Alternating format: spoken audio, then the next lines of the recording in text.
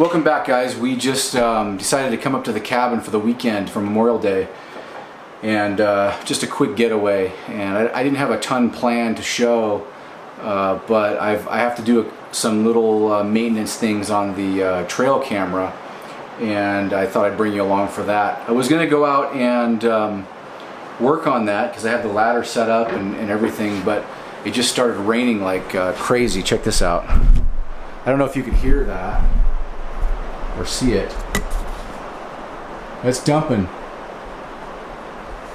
It's dumping like crazy out there. I have to wait for that to pass, but usually things don't last too long. I can see it getting lighter over there, and usually the rainstorms and any storm up here is pretty fast. So I just got this place all vacuumed out. It looks pretty good. It lasted another winter, so I had this trail cam that's set up outside here, and it's been sending me pictures back for the last 4 months or so. It went dead about a month ago, so the Covert game camera is a really good deal. The batteries officially for us last about 4.5 months. So if it was taking more pictures, obviously it would be significantly less, but we're only getting about 20-30 pictures a month. And you know, if you're in a heavy traffic area, you know, with a bunch of game, you know, that could probably diminish your battery life considerably. But what I'm trying to do today is connect it up to my solar panel system over here. This thing is fully charged. It's been doing really good. I haven't seen it since December, and I got here and it was 100% charged. I flipped the lights on. The inverter's a little bit noisy. The fan, if you look at the reviews on the Ames inverter, people say the fan is a little bit noisy, so you know, you could probably upgrade those fans with some better ones, but it seems to work fine. And I only found it to be really noisy when it was really cold until it warmed up a bit. But I turned it on and it worked just fine. Lights came on, I had power, I was charging up computers and everything. So it seems to work really good for us and for what we need it for, which is just kind of minimal stuff. That little box over here is what I'm working on right now, and that has a patch cable that's going to go from the 12-volt system and then charge up the batteries in the game camera. So theoretically, we should be able to, if that works, we should be able to get pictures from that camera 24/7, 365. All right. So one thing I'm going to do today, I think, is set up my old ham radio. It's a 2-meter Yaesu 1500, and I'm going to set this up so I can hook it into my batteries and get myself a quick makeshift ham radio setup going here. That might be what I'll do just for fun anyways.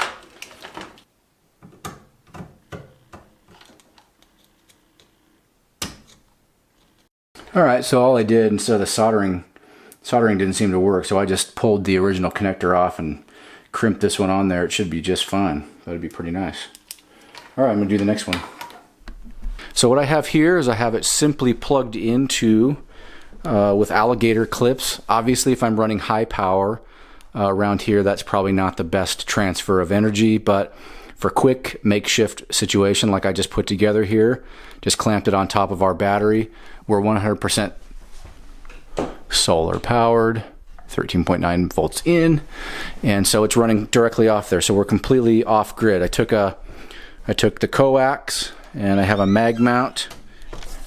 Obviously this isn't going to be the most ideal situation. It's kind of on an angle, but I stuck it on our metal roof, so it should radiate out pretty good. Just on obviously it'd be better if it was straight up and down, and maybe in the future I'll have to, I don't know, make a nice dipole for the cabin here. But I just had a nice QSO with a guy on one of the repeaters around here that's pretty good. It's fairly quiet activity up here as far as ham radio goes, but there are quite a few repeaters around. Had a nice QSO. He said I was coming through 100% quieting. I actually did a little radio check on the HT outside. A little bit more staticky with that, but I was able to get in full quieting when I bumped it up to 2 watts. So this is running at 5 watts low power right now. It goes up to 50. And so, yeah, kind of fun little exercise, you know.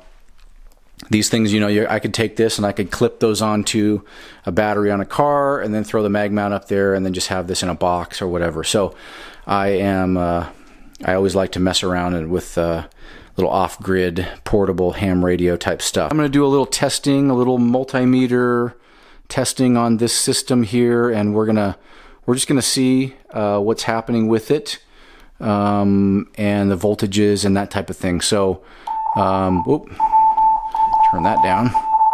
That is pretty loud. Okay, repeater's got to identify. Okay, so that's about it. I'm gonna be just kind of, you know, messing around with some different stuff. So I'll keep you posted if anything exciting happens, but quick little trip, guys. Not a lot of exciting stuff going on this trip. Thought you might want a quick update. To work here, and oh, I've got to do some grinding on this. I'm gonna trip over this coax. Though if that radio falls off, it is a durable one. So I've got that little wire going into the wireless camera there, and I'm gonna check the voltages on that and do some testing right now. So if anything catastrophic happens, I'm sure I'll tell you about it.